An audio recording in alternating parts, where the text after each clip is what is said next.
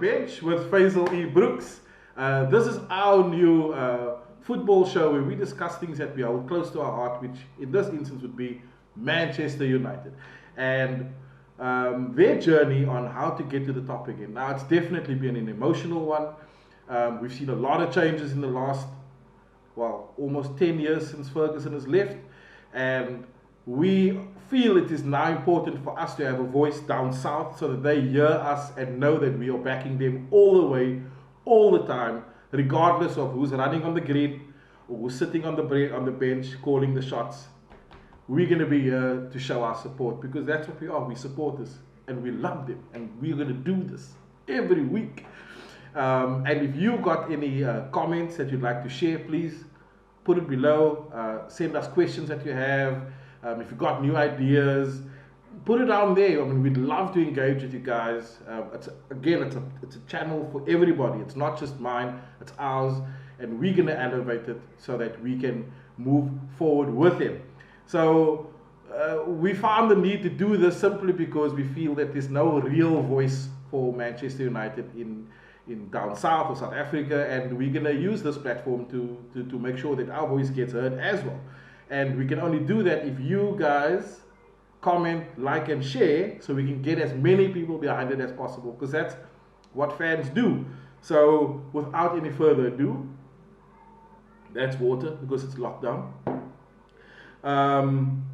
Let's consider a couple of things. So, I mean, we just really on the eve of our most favorite sport coming back, and we've been starved of it for almost 3-4 months now. And I know that was hard for a lot of us. I mean, for me and my family, I mean, they, even though don't like to admit to the fact that I'll sit there for 2 hours and watching Man United, got used to it.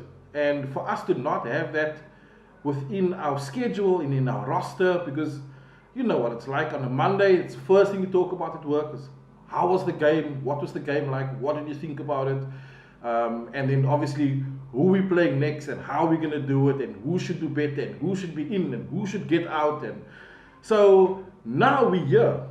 We are a couple of nights away of sitting down again and enjoying watching Rashford break nets, and hopefully Bruno getting him in there to do it even better. I mean, that's going to be an exciting pair, don't you think? Oh my goodness, the excitement just it kills me. And if you look at just from where this damn lockdown left us, I mean, we were on such a good upward spiral, so much motivation, so much success that we were enjoying in the last few games as we were building up. Obviously to make the moves that we knew we should and could make to get to the spots and positions on the league that we feel we needed to be. I mean, now, I can't say fifth. Yes, fifth, but I like to look at it as fourth because Chelsea don't deserve to be there. We're going to be there. And we're going to take them from him. We're going to take it from him very soon. Leicester's in our midst. They're not too far ahead of us. We can definitely take them. And I don't think they really have the grit. I mean, Brendan Rodgers is a fantastic manager, don't get me wrong, but I don't think they have that grit and that real push of passion to actually finish third, not with their fixtures that they got coming up, nor Chelsea. I mean, I'm going to ignore Chelsea. I don't think they're really a challenge for us. And I think it's in this next 9 games that's coming up that we're really going to see how good Ole Gunner is, because we have to admit to a couple of things. Yes, we're going to say, you know what, he's a little bit inexperienced. He's not the caliber of manager that United fans wanted. I mean, we've had Van Gaal, David Moyes. Shame, not enough time. We've had Van Gaal, very different playing style. Bought fantastic players. I mean, he bought Marshall. Can you believe it? He bought Marshall. Moyes bought freaking Fellaini. Anyway, that's in our past. But Marshall's still there and an exciting player. So we knew Van Gaal had it in him, but the relationship between him and the team didn't work, or him and management, or whatever it was that really led to his end at United. And then obviously Giggs was there for 4 or 5 games. I don't know if you guys can remember that when he made that 3 subs at the same time and brought on all attacking players, believing that was gonna shame. Anyway, but wasn't long after that when we got Jose Mourinho, and we thought this is it. I mean, this is a Premier League proven manager. He came in, he took Chelsea from their new birth basically, because they'd just been bought over by the crazy Russian. Loads of cash spent, loads of players getting in, they were winning titles. Mourinho was just flying high. So we knew he could do it for us. And we were hoping.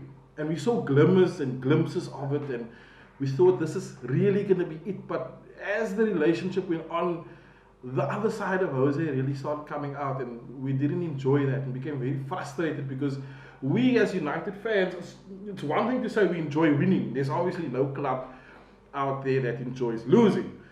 But for us to have changed the culture of our football and our playing style so much, from Alex Ferguson to Mourinho to Van Gaal to Jose, and now for Jose to have played what he played was very frustrating for us. A lot of us didn't even want to watch the game anymore, but we did. We sat through it because that's what we do. We're fans.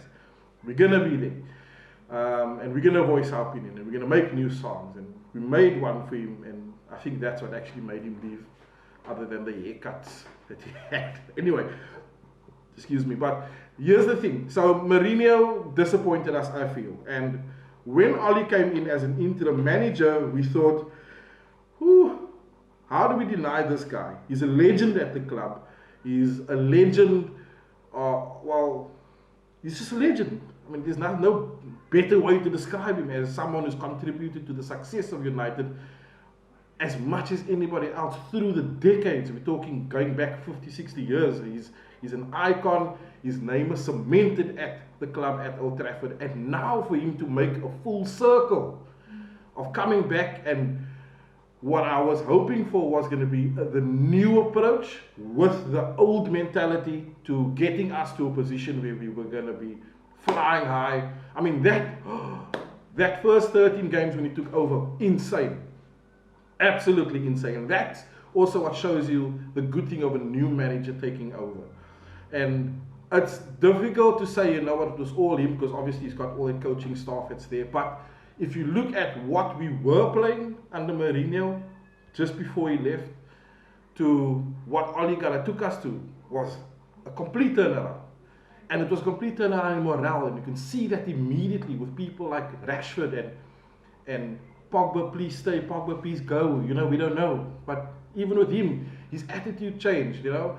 And we started winning games on a run. And that's obviously vital for momentum for any football club. So we started the run, we went with it, and we knew that this was going to be it. Then he gets the permanent position. Now, normally this would be fantastic, and this would be exciting news for everybody, and it was too for me. I mean, even though I wasn't sure if this was the right thing, it felt good at the time. And then the drop came. I don't know if it was nerves, I don't know if it was the players' nerves, if they were insecure, but all of a sudden we went from flying high to dismal.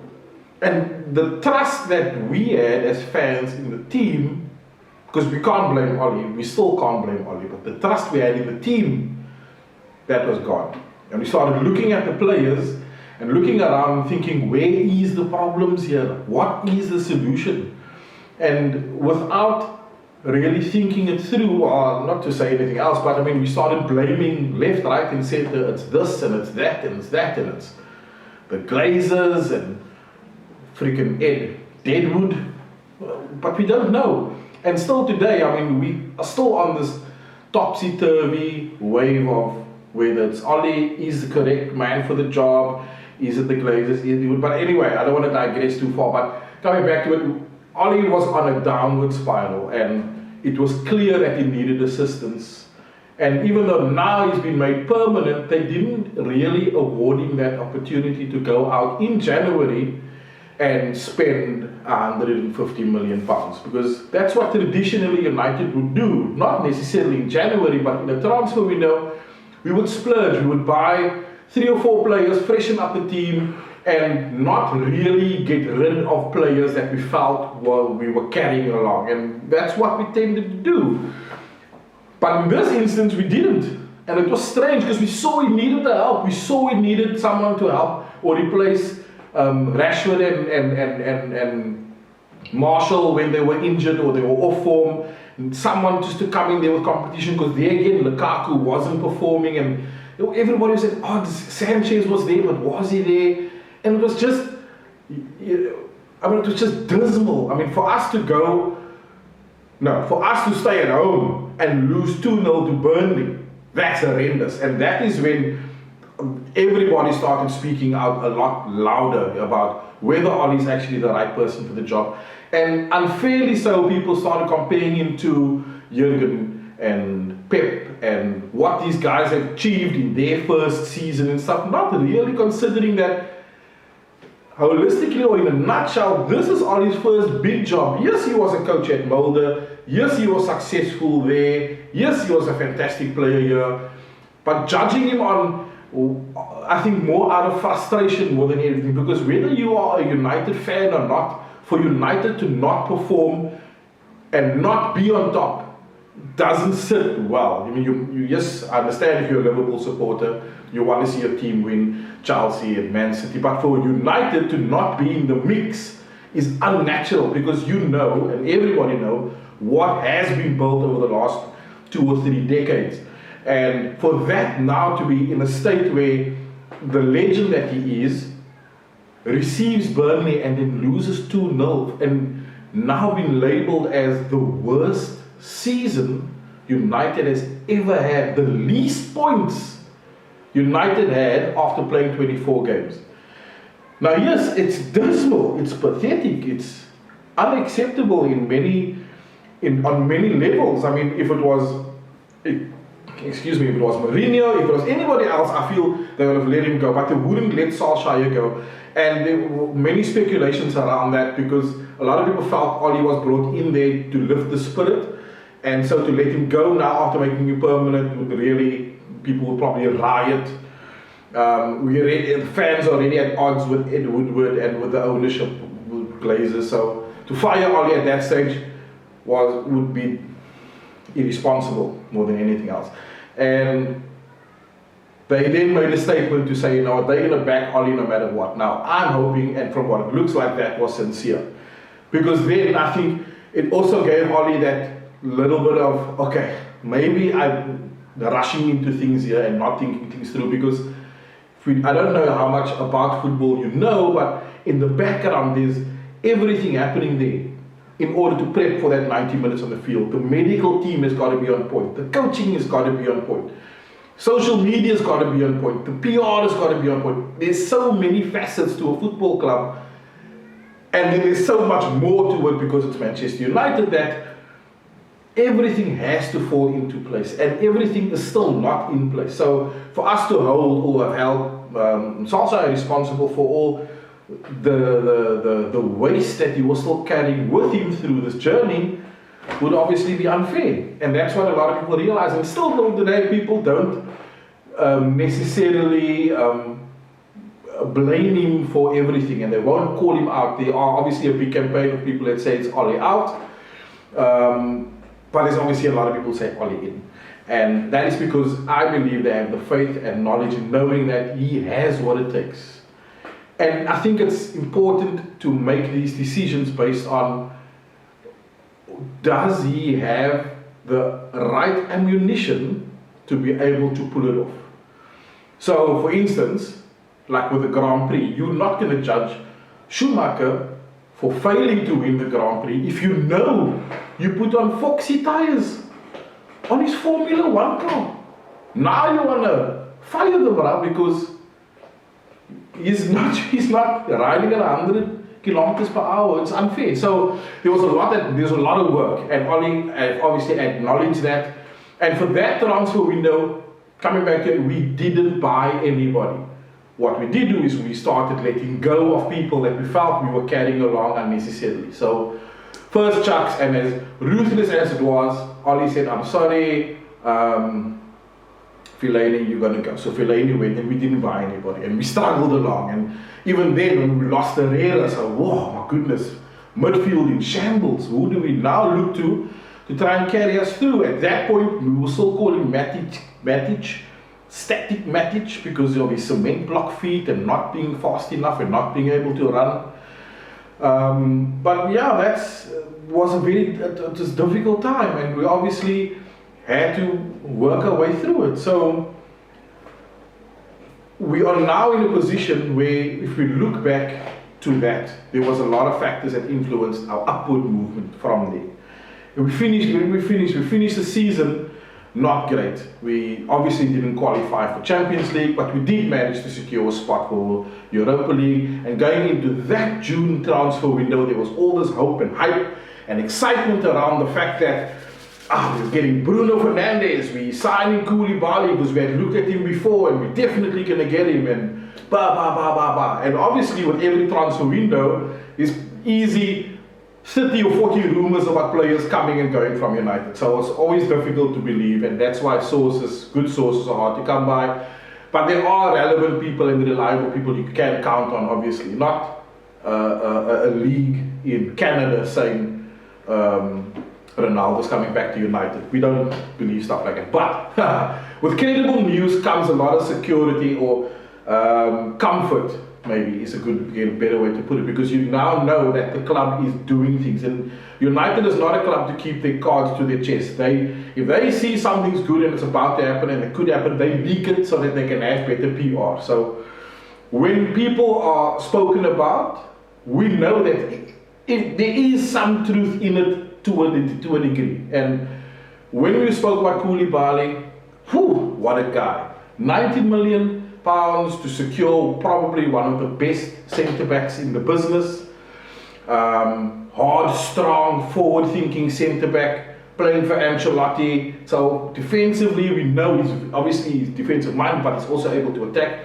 And that's what we wanted, because that's what Mourinho wanted. And maybe even if we gave Mourinho Koulibaly, he would have still been there. But nonetheless, we were looking at Koulibaly and obviously looking at Bruno Fernandes, and we were looking at strikers, and crazy names came up. But in the June transfer window, we got shocked. The first transfer we made was actually for Daniel James, and we were like, what is Ole doing here? Who is this guy? We need firepower. We need reliable big names, not only to sell shirts, but it's going to make the impact the minute the league goes open.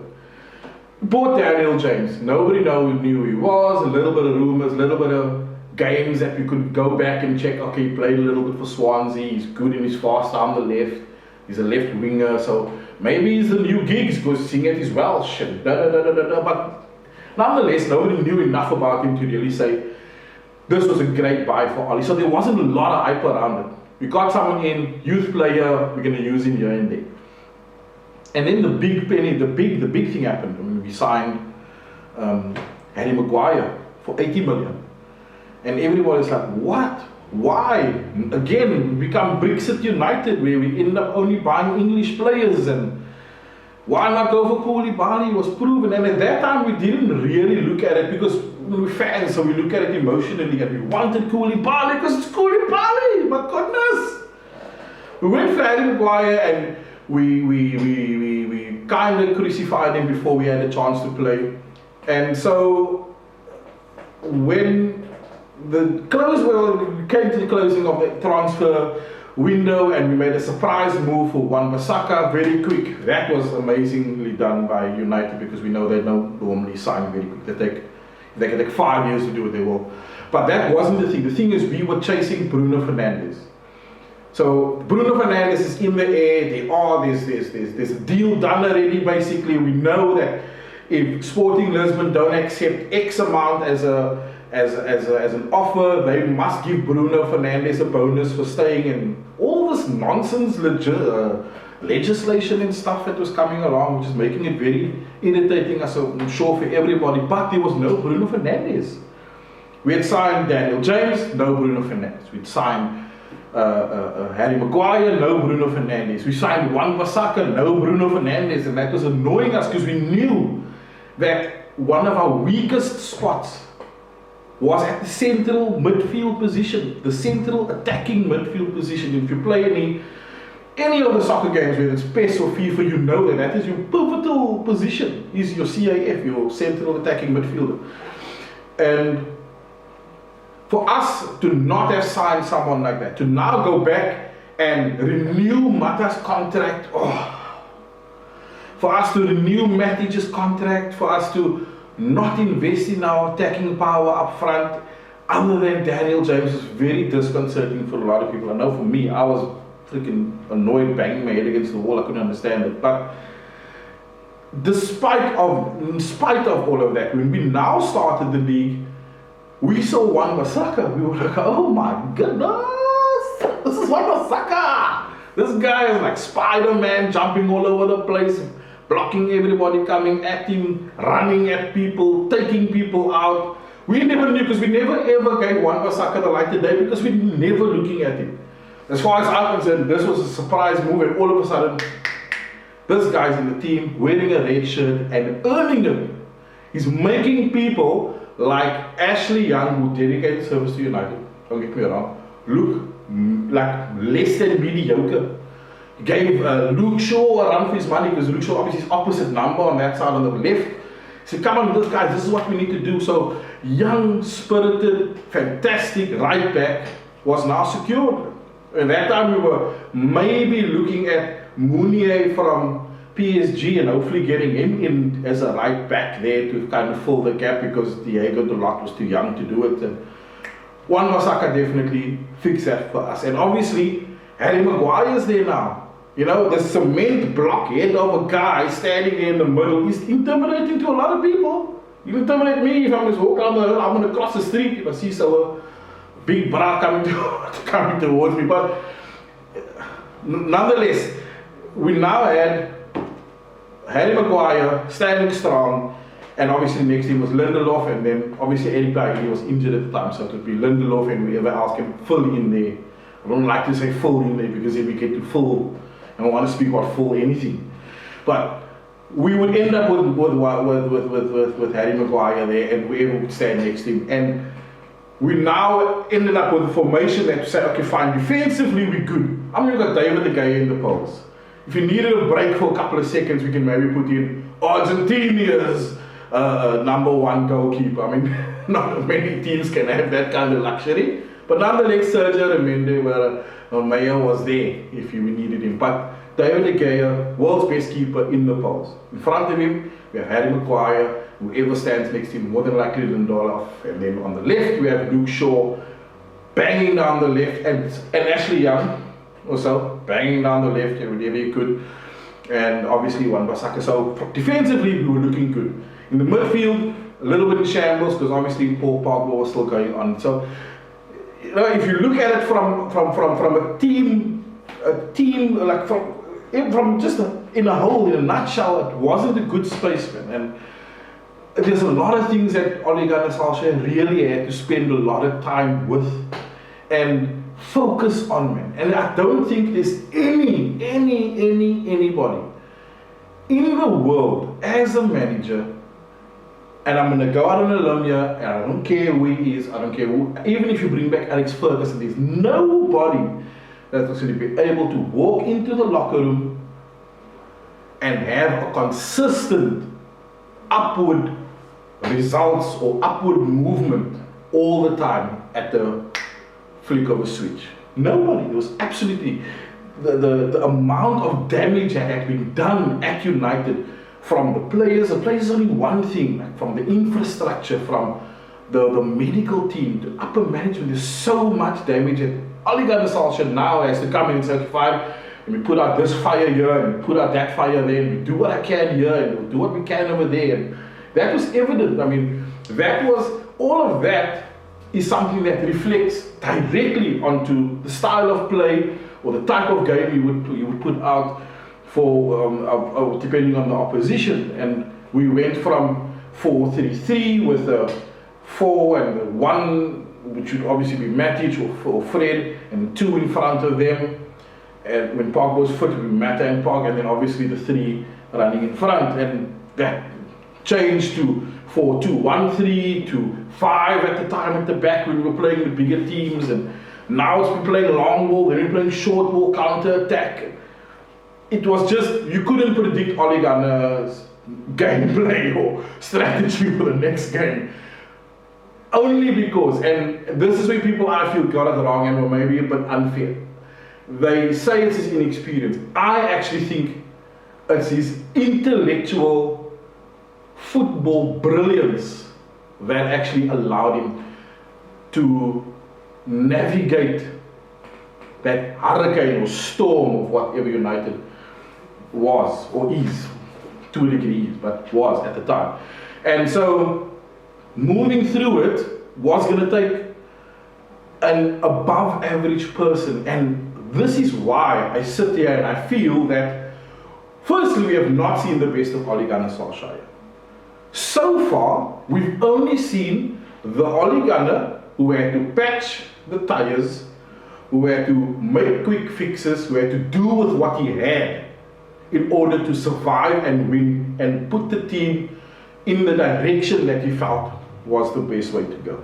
Obviously upward, winning games is obviously key, but there is so much more to than just winning the game. You have to make sure everything else falls in place as well, and that is what he had to take on as a manager. I mean, you can't just, like I said earlier, you can't just flick your fingers and everything falls into place. You have to fix it as you move along, and that's what he was doing. So this is season 2 or 3, 2, whatever, 2, Hanson? Season 2 that is here now? So season 2 that is here, we obviously on a downward spiral. We don't know which way we're going. Players are getting injured. Paul Pogba's refusing to play, claiming that he's injured, and he probably was, because I see him go for that foot in surgery and all that stuff. So he's probably legitimately injured. But in the transfer window with getting those guys, we also then made the decision to say, you know what, Smalling's got to go, Ashley Young's got to go, Lukaku's got to go, Sanchez has got to go. I mean, those are people, some of them left and were sold and we got some money for it. Some of them went out on loan because that's the best we could do. But we again didn't go out and sign everybody we wanted to sign. But again, he did good work. He got rid of people that were just going to be there for the sake of taking up a doily space as an ornament, because that's all they were going to be. If you look at where United is now, please tell me where somebody like Sanchez fits into the squad. He doesn't. Absolutely doesn't. Look at the way United is set up now. From just go back, replay quickly that game against City. Tell me where does someone like Lukaku fit in, because you're lost. The style of play that also Ole needs to do, and in the way that he needs to manipulate and set up against the bigger teams, there is no, we can't have people that are, I mean, he tried playing Lukaku on the right to put balls in for Rashi and for Marshall when they could, but yeah, he was okay, but he wasn't great. And obviously we didn't fill the right wing role yet, but we're on the way, we're getting there. But nonetheless, we then got hit by so much injuries that we found ourselves again dismally underperforming. And when we eventually got to January, like clawing our way through, we finally signed and put pen to paper for Bruno Fernandes.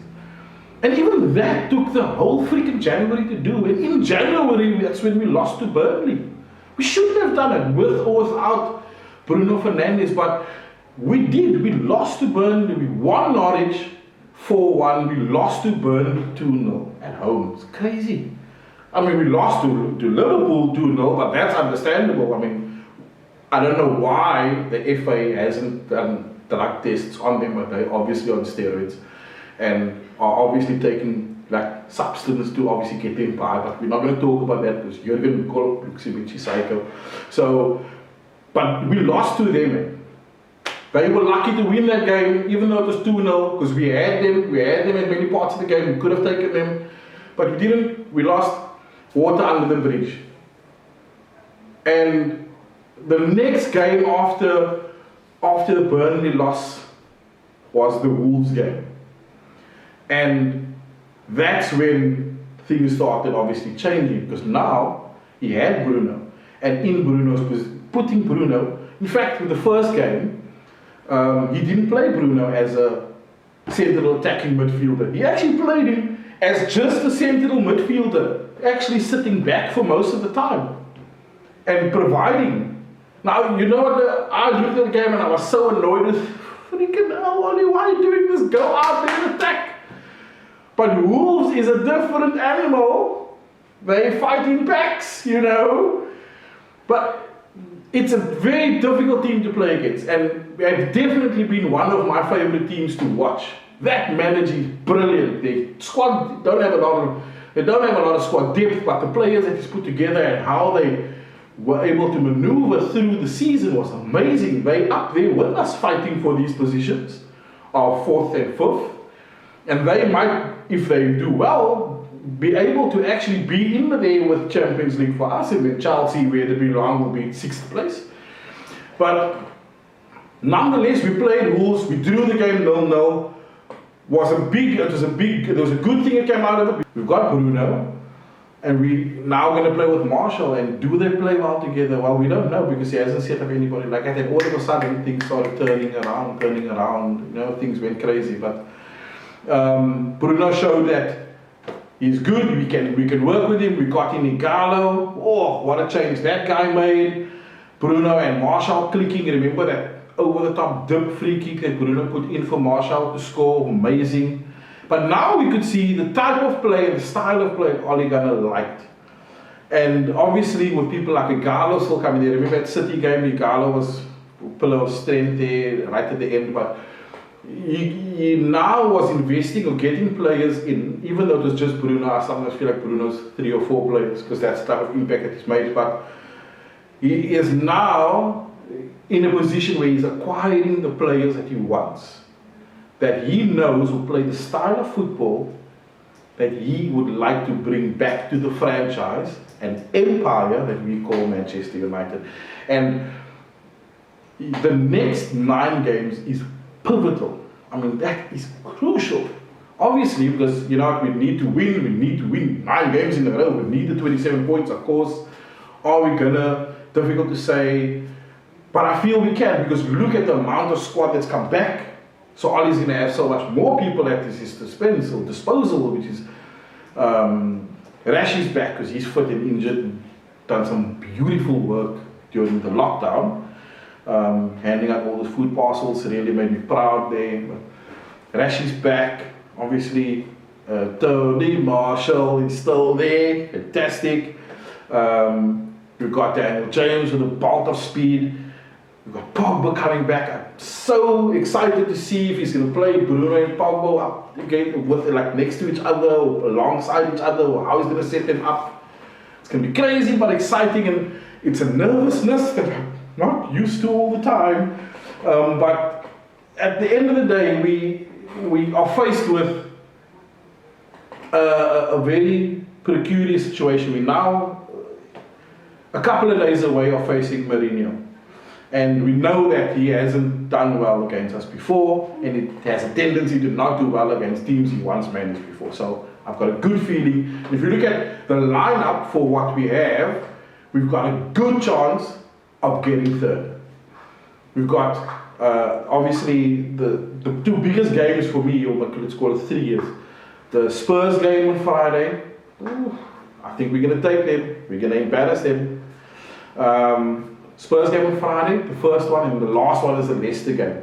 And I think we're going to position ourselves where that Leicester game is actually going to be like a cup final, because that's going to be for 3rd place. That's just my feeling. But that is going to be one of the most important games. And obviously the game against Sheffield United, because we know they play a completely different style of football to what everybody else is doing. And so it's difficult for us to set up against them, because they do different things. So yes, we're moving forward. The Spurs game is going to be critical. I can't say more critical in it because the pressure is on now for us to do everything we can to win every game. So it is vital that we take each and every game moving forward for the next 9 games and analyze them specifically, independently, because the games and who we play is so different. I mean, we can't say this is going to be our form. Yes, we've got to stick to our style of play, and we've got to ascertain what our style of play is. I mean, that's going to be a discussion for another episode, but it's important for us to know that for the next 9 games, you consider how quickly they come up after each other.